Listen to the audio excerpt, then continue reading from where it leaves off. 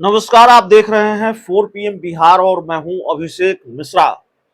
देखिए, बिहार में महागठबंधन में या इंडिया गठबंधन में सीट शेयरिंग को लेकर गहमा-गहमी बढ़ी हुई है।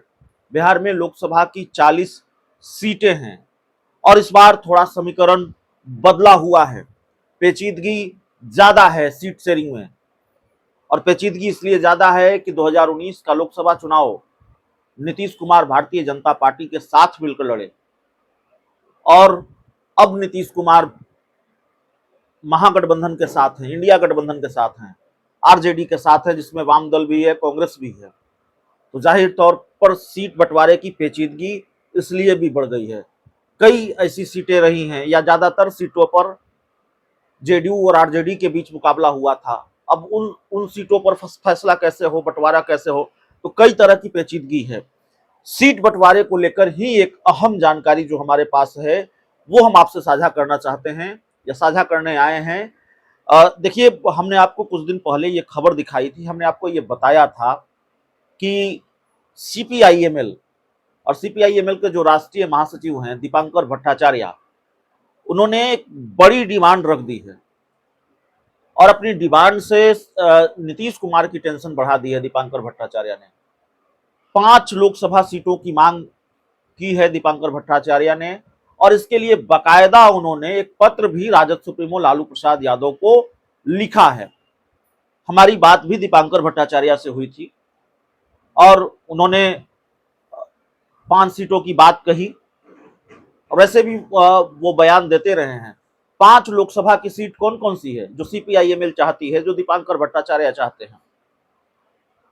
सिवान लोकसभा की सीट जो जेडीयू की सिटिंग सीट है और जहां से जेडीयू की कविता सिंह सांसद है। जहानाबाद की सीट जहां जो जेडीयू की सिटिंग सीट है और जहां से चंदेश्वर प्रसाद चंद्रवंशी सांसद हैं।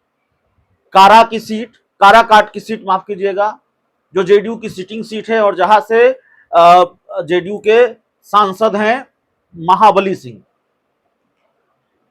पाटलिपुत्रा की सीट, तो पाटलिपुत्रा की सीट जहां से भी रामकृपाल यादव सांसद हैं और आरजेडी ये सीट लड़ती रही है। ये आरजेडी की पारंपरिक सीट इसको कह सकते हैं। कभी जेडीयू ने भी लड़ा था, लेकिन इसमें कहीं कोई फॉरवर्ड नहीं है कि आरजेडी ही ये सीट लड़ेगी। लेकिन पाटलिपुत्रा सीट की भी डिमांड की है, आरा लोकसभा सीट की भी डिमांड की है सीपीआईएमएल ने।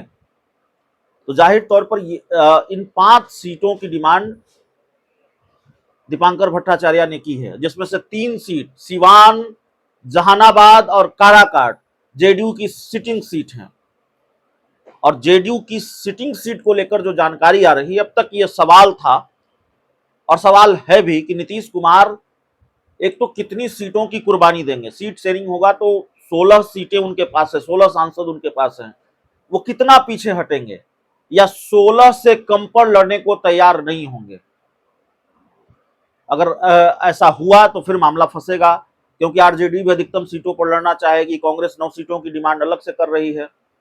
तो खैर, दीपांकर भट्टाचार्य ने जो डिमांड की है लालू यादव से, पत्र उन्हीं को लिखा गया है, तो जो डिमांड की है उनकी एक डिमांड पूरी होती हुई नजर आ रही है।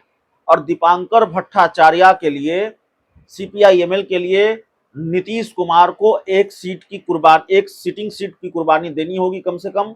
और नीतीश कुमार इसके लिए तैयार भी हो गए हैं, जो जानकारी हमारे पास मिल रही है।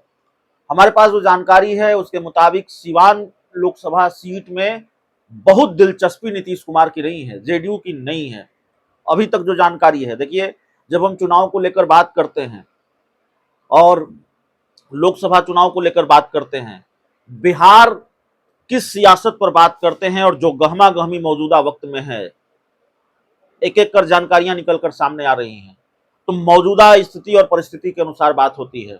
आप जानते हैं आखिरी वक्त में क्या हो जाता है चुनाव में।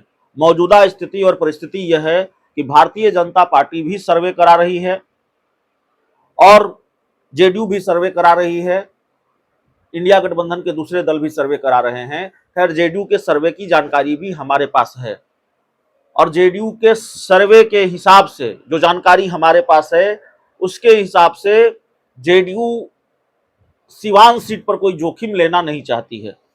जेडीयू सिवान सीट पर कोई रिस्क नहीं लेना चाहती है और जेडीयू सिवान के बदले कोई दूसरी सीट चाहती है। खबर में कितनी सच्चाई है हम नहीं जानते, लेकिन खबर यह भी है कि सिवान के बदले जेडीयू को आरा चाहिए। अब आरा भी मांग रही है सीपीआईएम, तो सीपीआईएम हो, वाम दल हो, सब लोग सीटों की डिमांड रख रहे हैं। तो खबर जो निकलकर सामने आ रही है, वो खबर निकलकर ये सामने आ रही है कि नीतीश कुमार सिवान सीट की कुर्बानी देने को तैयार हो गए हैं। जेडीयू सिवान सीट की कुर्बानी देने को तैयार हो गई है और सिवान की सीट दीपांकर भट्टाचार्य की पार्टी लड़ेगी।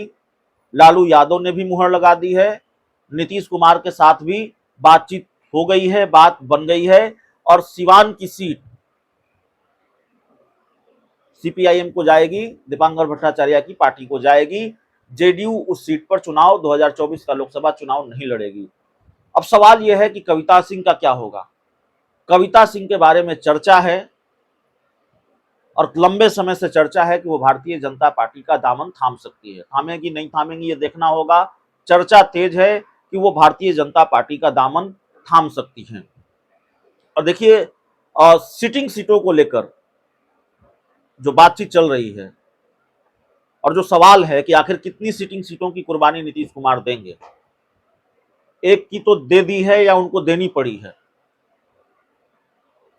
दे दी है ही कहेंगे, क्योंकि जेडीयू भी नहीं चाहती है उस सीट पर चुनाव लड़ना, जो हमने आपको बताया, जोखिम नहीं लेना चाहती है।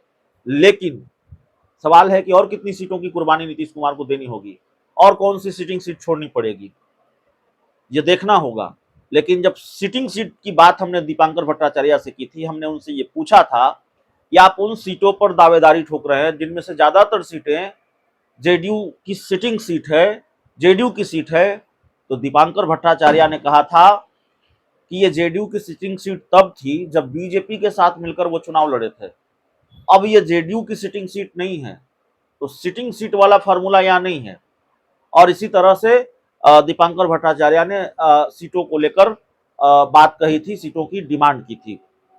तो कोई ज्यादा तकरार की स्थिति और परिस्थिति बनती हुई नजर नहीं आ रही है मौजूदा वक्त में इंडिया गठबंधन में सीट शेयरिंग को लेकर।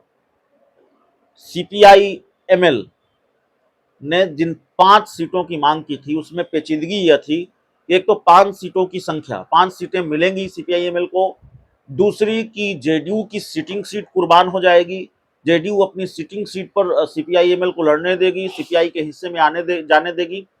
तो देखिए सीपीआईएमएल को कितनी सीटें मिलती है, इंडिया गठबंधन के जो दूसरे दल हैं उनको कितनी सीटें मिलती हैं, इस पर सस्पेंस जरूर है। लेकिन सिवान सीट को लेकर तकरीबन सस्पेंस क्लियर हो गया है कि सीपीआईएमएल ही लड़ेगी, दीपांकर भट्टाचार्य की पार्टी ही लड़ेगी सिवान लोकसभा सीट से। फिलहाल इस रिपोर्ट में इतना ही। बहुत बहुत धन्यवाद।